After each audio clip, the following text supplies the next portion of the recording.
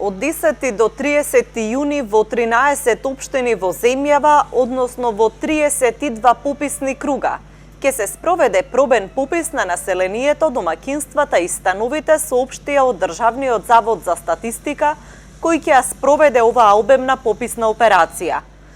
Пробниот попис ќе се спроведе и во две општини од југоистокот, Радовиш и Валандово, како и во Прилеп, Долнени, Киселавода, Зелениково, Гостивар, Кичево, Струга, Свети Николе, Куманово, Кратово и во Штип. Според изјавите, Државниот завод забрзано се подготвува за организација и за успешно спроведување на следниот попис на населението, кој што треба да се одржи во периодот од 1 до 21 април 2020 година. Пробниот попис представува еден вид симулација на главниот попис, кој треба да се спроведе следната година. Тоа е неопходна алатка за да се проверат сите инструменти што се потребни за успешно спроведување на една таква голема статистичка операција. Тоа подразбира дека 32 попишувачи, вработени во Државниот завод за статистика, излегуваат на терен и ги проверуваат сите методолошки аспекти на спроведувањето на попишувањето, како и организацијско-технички подготовки за пописот.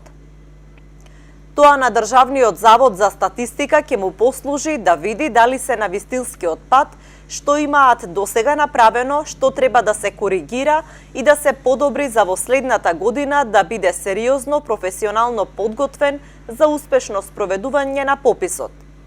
Оваа недела Државниот завод за статистика ги информираше сите 13 општини каде ќе се спроведе пробниот попис. Овој попис има новини помеѓу кои е електронското попишување. Ќе се попишуваат и лицата во странство, а граѓаните треба само да покажат матичен број. Пописот во наредната година е поразличен од досегашните и има три основни карактеристики со кои се разликува. Единствена институција надлежна за спроведување на пописот е Државниот завод за статистика. Ќе се применува комбинираниот метод, што подразбира попишување на теренот лице в лице и комбинирање со податоци од административни збирки податоци кои постојат во државата, и третата карактеристика е дека ќе се спроведува електронски. Тоа значи дека се олеснува прибирањето на тие податоци и се забрзува постапката на обработката и објавувањето на податоците. На овој начин ќе има можност конечните податоци да бидат објавени по 6 месеци од спроведувањето на пописот. Една од новините е што овој пат ќе се попишуваат и лицата кои се иселени во странство.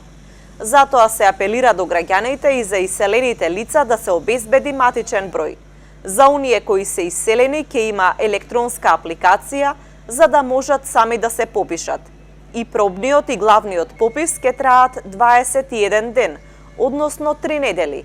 Нема да се објавуваат податоци од пробниот попис, туку за заводот се битни методологијата и техничкото одвивање за оваа обемна и значајна статистичка операција за да се спроведе успешно.